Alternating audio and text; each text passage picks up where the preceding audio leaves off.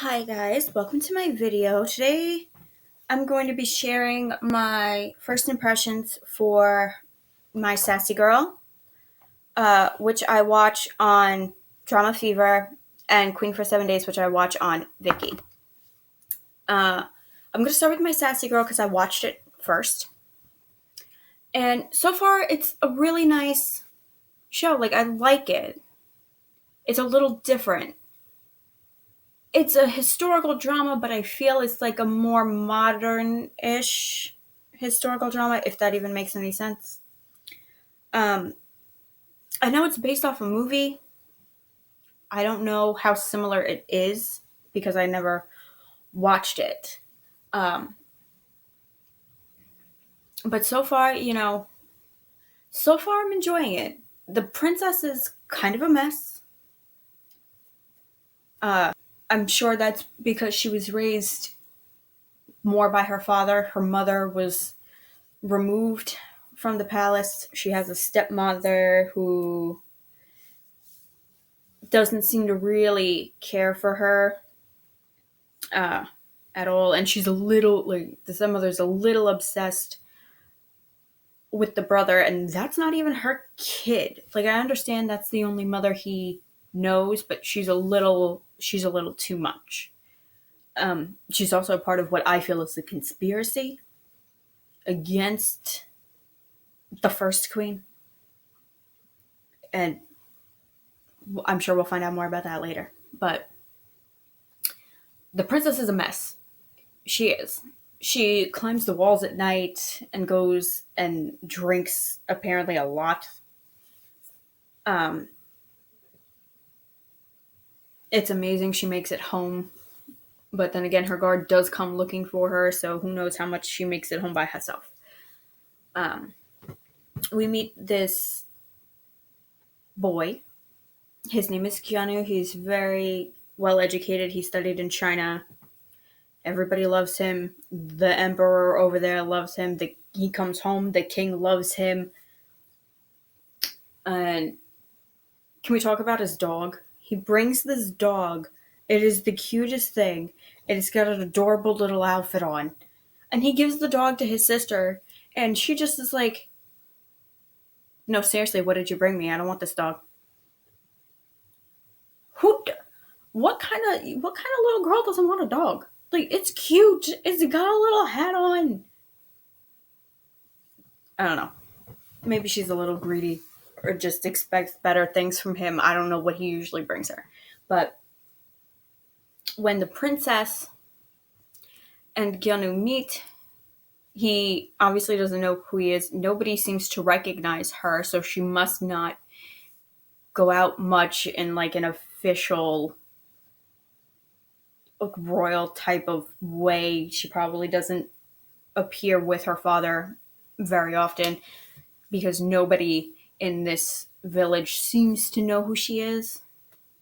But he meets her on a bridge and she's tottering around and nearly falls over the rail. So he, being a good person, saves her. Doesn't even get a thank you, nothing. She loses her ring and he picks it up, and instead of going to find her, he puts it in a pocket and goes about his business. I would have she couldn't have gotten far. I would have gone to find her. She couldn't have gotten far. I mean, you went through all the trouble of saving her from the river. You could at least go bring her ring back. But it's not long before he runs into her again. And again saves her, this time from an argument with pelican drivers. And again, the only things he gets is he gets thrown up on. And it's gross. And I feel like maybe this kid is too nice for his own good. Because she passes out and, he does the decent thing and take her somewhere so she can sleep. And he's trying to clean the vom off himself and her, but he's trying to be careful about cleaning it off of her. And of course she wakes up and it's just pervert accusations, and she's throwing things and everything's a mess.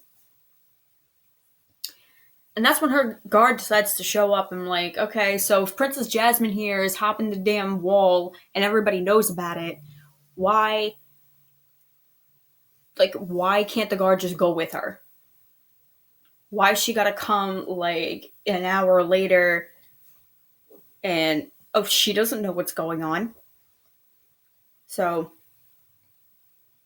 he ends up in jail because she's accusing him of sexual harassment and being a pervert, and the guard knocks him out with this white anesthetic powder.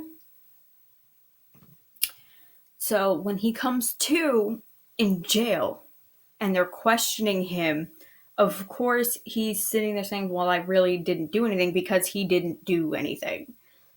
The princess doesn't know because she was passed out, so she's assuming he was trying to do something, as I think most girls would if they were unconscious and came to with a guy this close to their face.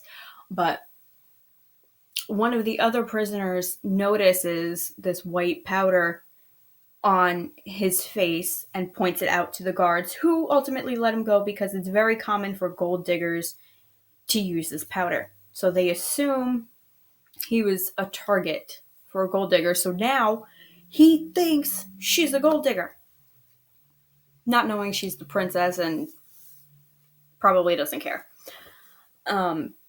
He makes it back home, I'm sure with help from her guard.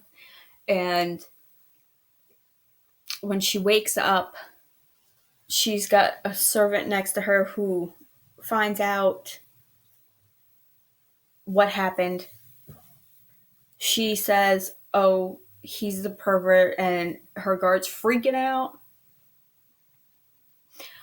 I'm going to punish him myself. This isn't right. I'll take care of it. And then she's like, you can't, because then people are going to know that I left, and they can't know that she's going out. But that doesn't matter, because apparently somebody saw her. And now there are flyers just spread throughout the entire village about how the princess climbs the walls at night. Her father's kind of in denial, as I think most fathers would be. I don't think any of them want to really think that their daughters are sneaking out and drinking at night. But he catches her the next night. He is questioned by his ministers, and they're like, oh, well, if she's really doing this, we should just marry her off. She's old enough, and, look how she's acting and all of this. And he's like, oh, no, well, these could just be stories. It could be whatever. This is the same thing that happened with his first wife. Flyers came out and rumors were spread. And now it's happening with his daughter with a different kind of rumor. However, it's not a rumor. She's doing it. But so far, I'm really enjoying My Sassy Girl a lot. And, I don't know. Hopefully she doesn't throw up on anybody anymore, Because that's just gross. Now I'm going to move on to Queen for 7 Days, which is good, but I'm not sure if I like it as much as My Sassy Girl.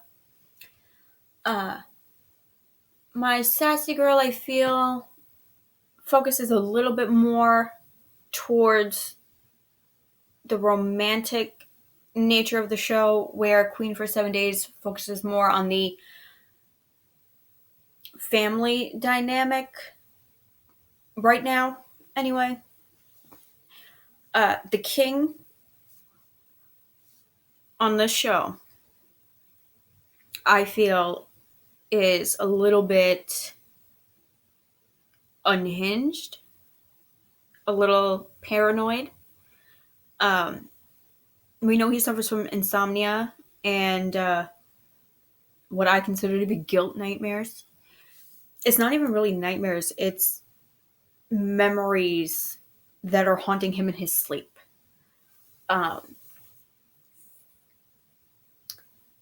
he's afraid his brother is going to take the throne from him because he knows his father wanted that. He has a will hidden somewhere that states it. His stepmother probably knows about it. And he's kind of taking it out on the boy, who I feel really has no idea at all about it. And he's just trying to help his older brother and, you know, get rid of this drought or whatever with his little salamander rain ceremony. But, you know, and he remembers his brother being nice to him and kind and loving and everything an older brother should be. But now he's not because he's a little threatened by this kid. He's a kid. And that's probably why he keeps him less educated. Uh, his mother says to him, if you want to help your brother, then be like a girl and knit and then give him that. He's not expected to see anything, say anything, hear anything. Like, he might as well just. He's basically expected to just sit there and look nice. That's it. They want him to get married. I think the king wants that mostly because it's another way for him to feel safer. If I marry him off to this girl, I'm controlling him more. He's away from here. He even says, you know, he picks this girl who's her father's one of the ministers, but he's hidden her away in the country for whatever reason nobody knows. And I guess the father figured nobody knew she was there, and that's why they bothered to hide her, is to protect her, obviously, from something. Um, but the king knows, but, you know, kings tend to know everything. Or at least you're supposed to think that they know everything. But that's who he wants his brother to marry. And he tells him, when you get married, go live with your in-laws. I don't want to see you. I don't want to know you. You know, if you're reborn, don't be anybody to me. Don't be my brother. I don't want to know you.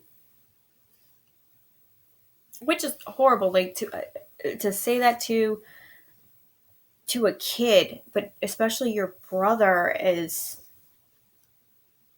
it's just, it's unreal. Like, it's so mean. It's so mean. But uh when the prince meets the daughter, she's dressed like a boy and he doesn't know who she is, and they kind of they argue a lot, you know, over salamander statues, and she thinks that he stole from her, and it's this whole big thing. And they went from hating each other to best friends in a blink of an eye. Okay. She finally manages to get to her parents' house. He's there with his mom. Parents are sitting there. She's eavesdropping. They don't know she's home. And she's eavesdropping, and she hears her parents just describing her as the most, you know, uneducated, most undesirable daughter-in-law you could possibly ever find. Like, oh, you know, she can't read. Oh, you know, she's not well. And this girl has issues enough as it is, just from you shoving her off in the country for her whole life. And she comes home and you're talking like that about her, whether you have a good reason or not. Like, this should have been explained to her. Because if you don't understand what your parents are trying to do, whether it's to protect you from this situation or whatever that they're saying these things, you're going to assume it's true, that they really feel this way about you. I would. So, really, if you're going to do this with your kid, you should explain to them why it's happening. We're leaving you here so you're safe. We're saying these things so you're safe.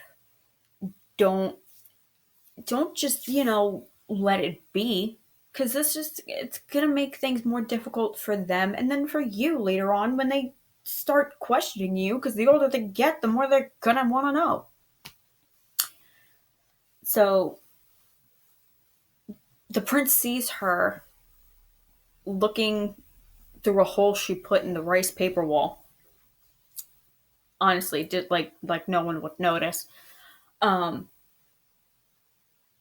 Her parents are furious that she's home, but of course they wait. They wait for the royal family to leave before saying anything. She goes, she changes, she comes back, and the queen's like, she's not any of these things that you try to make her seem out to be. And the prince doesn't want to marry her. Um, but because she's determined to prove her parents wrong, she feels like they don't believe in her, or they really believe these things that they said about her. So she's going out of her way to prove them wrong. Yes, I can do it. Yes, I can marry him. I am not these things you think I am. I am not an embarrassment to the family. I am not, you know, I am not slow. I am not difficult. I am not unwell. I'm not any of these things that you said, and I can do it. You just have to believe in me. Which, good for her. They still need to. I don't understand why they're still not telling her. She came home. She heard you talking. Now, instead of getting mad at her and chasing her around her room, now is the time to sit down and explain to her and be like, honey, this is why we're doing this. Because we don't want this happening to you, whatever it is, whatever reason that they have. It needs to be explained to her. So now she's making it her life's mission to end up married to the prince. And he is like, okay, fine. Like, not really going along with it, but he's decided to be friends with her. Him, her, and the kid that actually did steal from her. He found this kid, and went to go confront him, with her. He's in a bad situation. And they help him out. He gives back what he stole from her. And now they're all best friends. So that's kind of how they ended things. They're hanging out in the kid's house. So that's about it. If you haven't seen these dramas and want to check them out for yourself, I'll link them down below. Okay? See you next time. Bye.